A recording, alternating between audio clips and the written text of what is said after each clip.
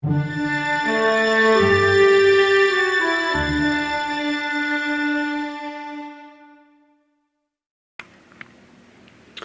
guys, it's Laurie of Laurie's Heirloom Sewing. Today has just been one of those days. I'm going to try to attach the camera without jostling you too much. One of our neighbors is having like their entire house, inside, outside, every which way, pressure washed for some reason. I'm not sure what's going on, but today is the second day of loud, obnoxious noise. So earlier I did a video on what I'm about to do a video on again, and the noise was so bad that I can't use that video. So anyway, moving on to more pleasant things. So today is Wednesday, and it is May 13th of 2020.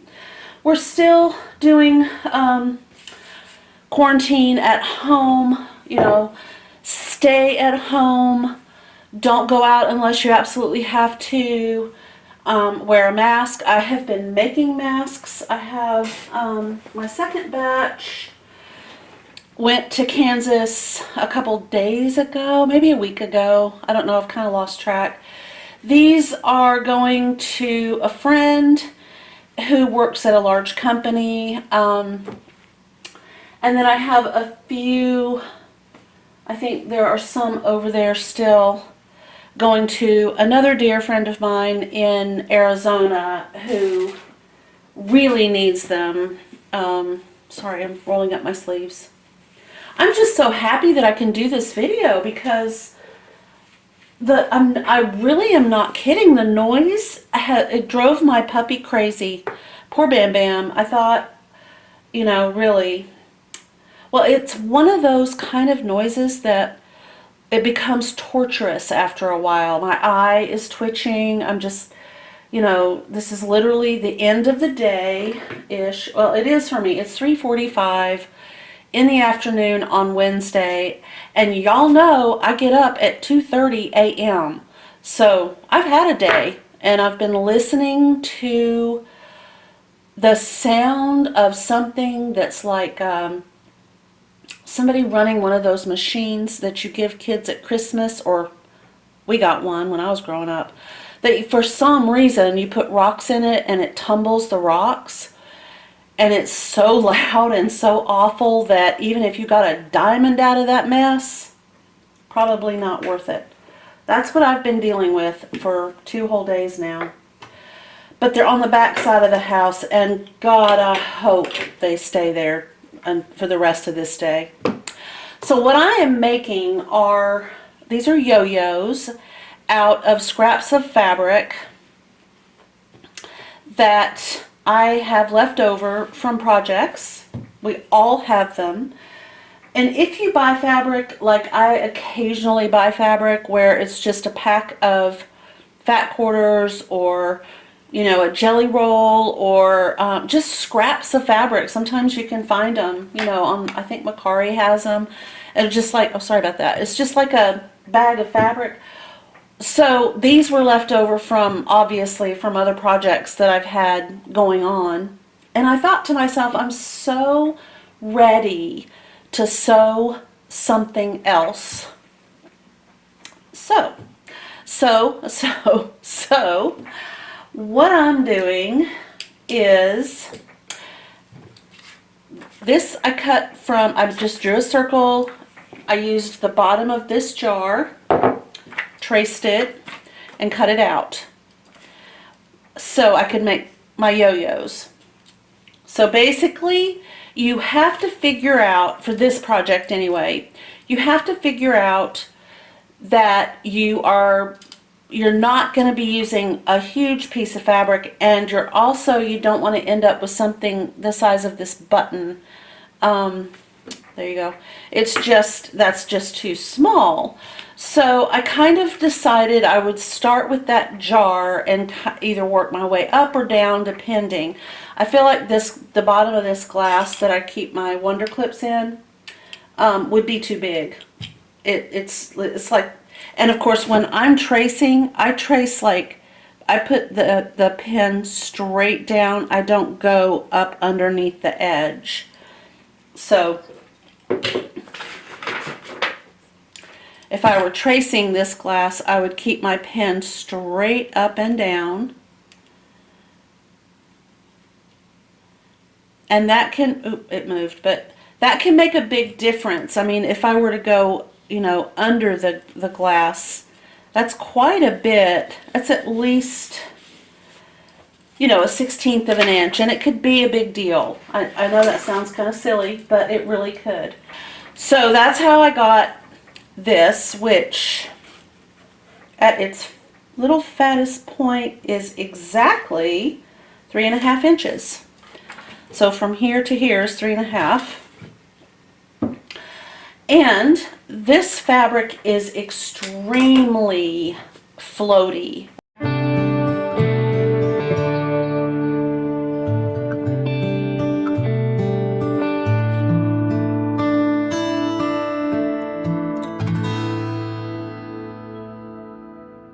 It's a very lightweight cotton with a semi-open weave, and it's less likely to go in a circle of its own volition with a little bit of coaxing than a regular quilt cotton would be. So what I have done is I've got this piece of fabric that I just ironed, and this piece of fabric that I sprayed with a heavy starch and pressed, and then sprayed with heavy starch and pressed. And it feels very different from this. I don't know how else to describe how it feels, but it's definitely got a little bit more weight to it. So my plan,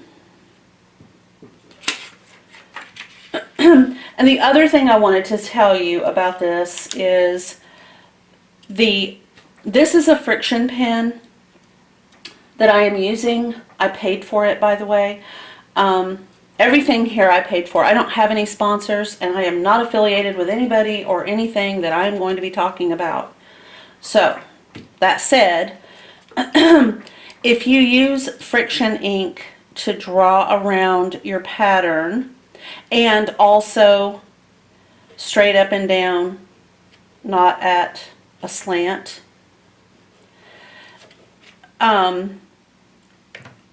if you use the ink and it doesn't press out, the heat doesn't have an effect on it for whatever reason, it won't matter, because this is going to be all gathered up and nobody will ever see it. It's going to have something on it, and I'll explain that in a minute once we get this part done. Okay, I need this little, I'm pinning this because I don't want it to move. I'm going to cut it out.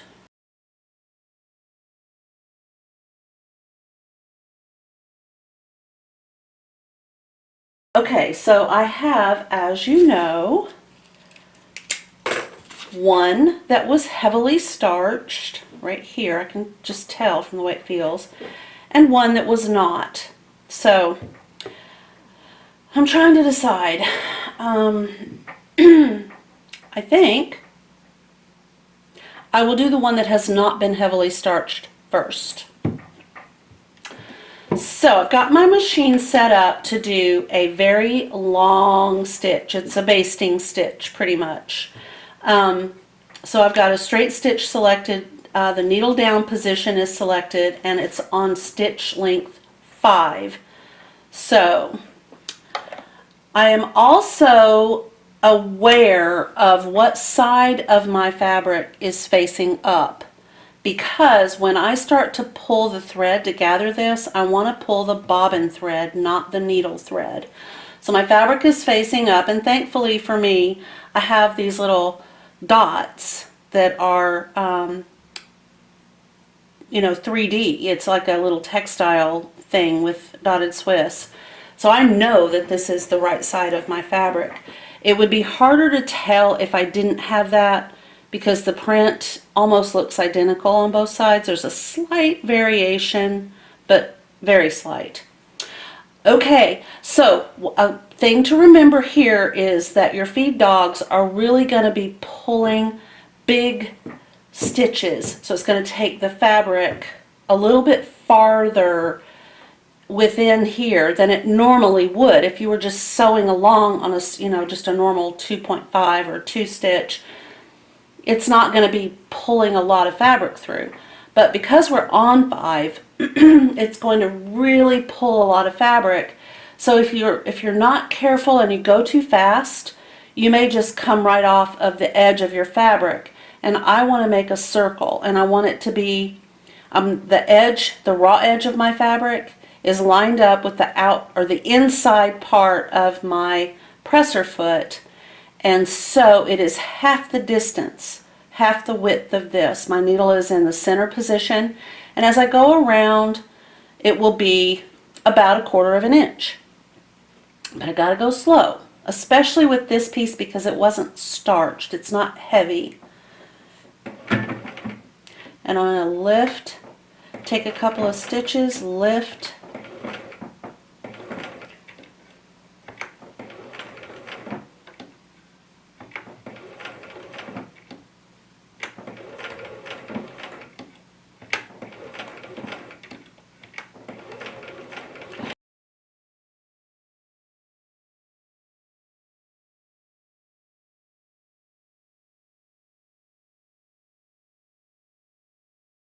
stitch right there.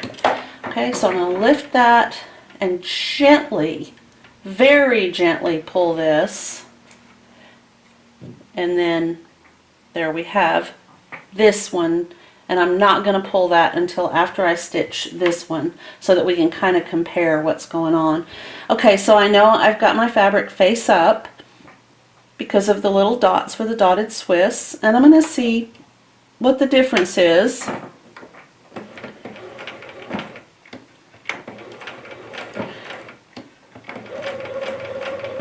I can definitely go a little bit faster. About the speed that I was going when I was working with the quilting cotton. Slightly slower, but it's way easier. Alright, gently pull it out. I'm holding onto my fabric as I pull because I don't want this to get torn up or pulled out of shape or anything. Okay, so this is the one without the starch. And remember I said I'm going to use the bobbin thread, so the underside of the fabric, that thread, to pull for my little gathers. So, and I only need to pull one. I mean, I think you can pull both. Yeah, you can pull both. Okay, there we go.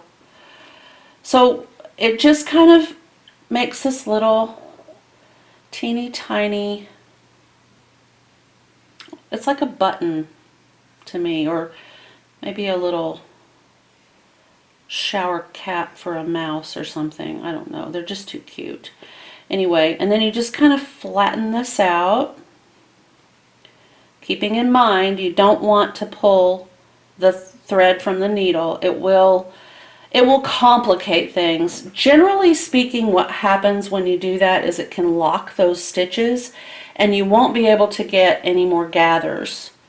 It doesn't happen every time, but it happens enough times that at the end of the day, you'll really, really wish you hadn't done it.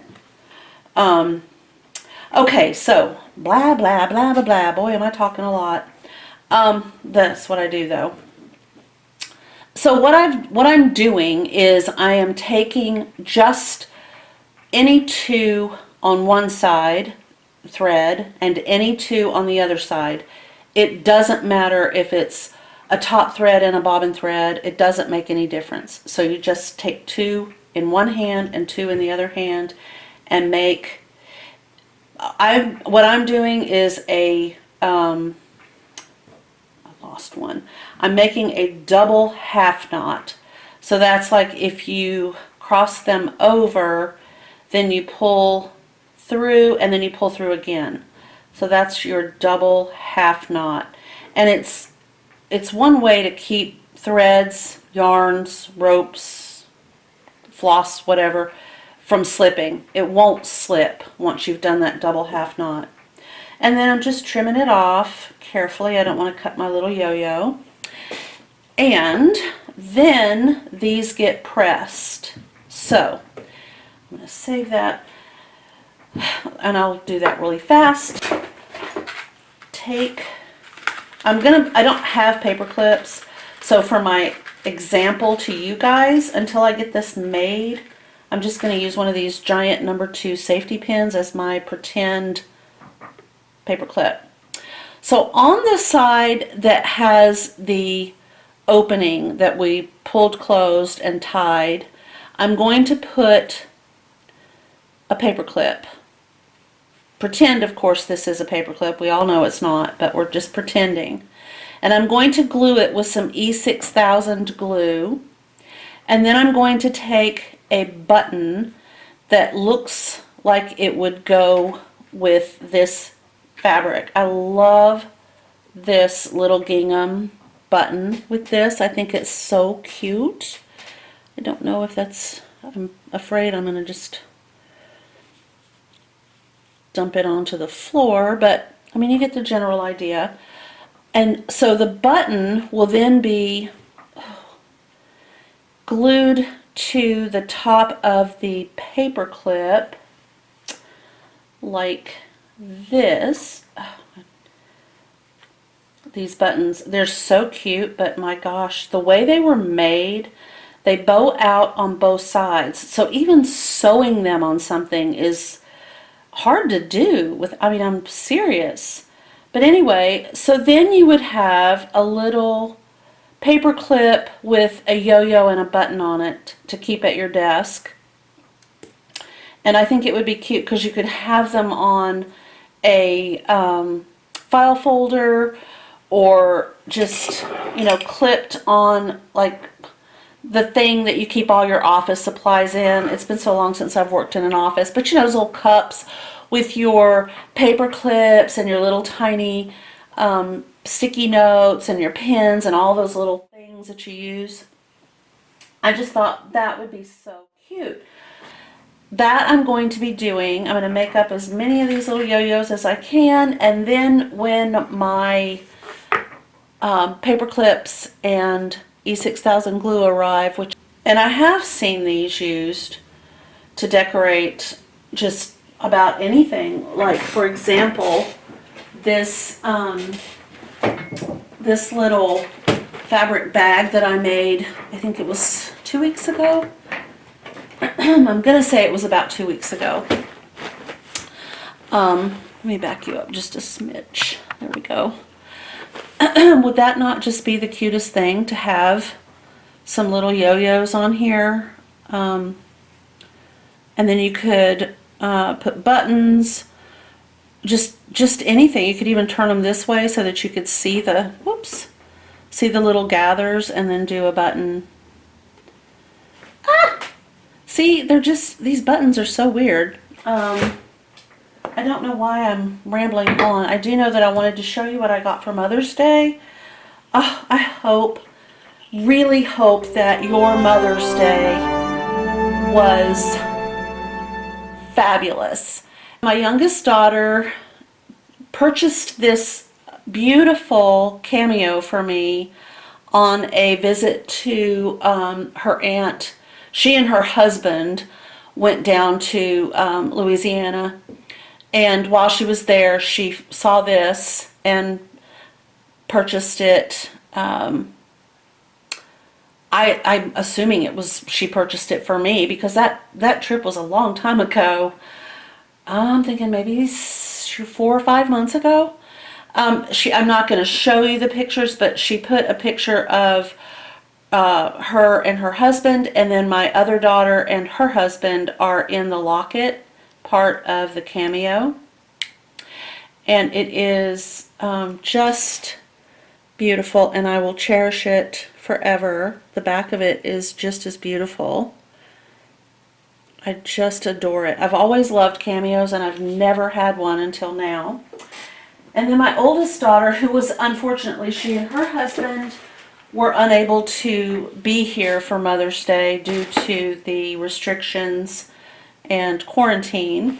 But she sent me this amazing little box of goodies. She knows I have been just, I don't want to flippantly use the term addicted, but I've been overly interested and involved to the point where I can't sleep at night. All I can think about is planting seeds and gardening and fixing things and making baskets and flower pots. And I mean, seriously, I'm growing seeds in my laundry room because it was too cold to put them outside.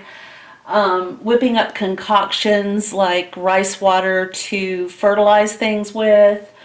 I just literally have been obsessed with gardening. So, bless their hearts, she and her husband sent me wildflower seed bombs from a company called RenaissanceBotanical.com. And honest to goodness, that's all I know about them. I haven't tried to, figure out anything about them, but I will say that their packaging is just the most precious thing ever. So here's one that wasn't in a package. And as you can see, it's got flower petals on the front, and then on the back, it's all seeds. And you literally just break it like a bath bomb, crush it over the soil, and then cover it up, and then water it. Here's another one with, I'm just going to call this Isabel. I don't know if they've ever named their little rabbit, but that's her name now.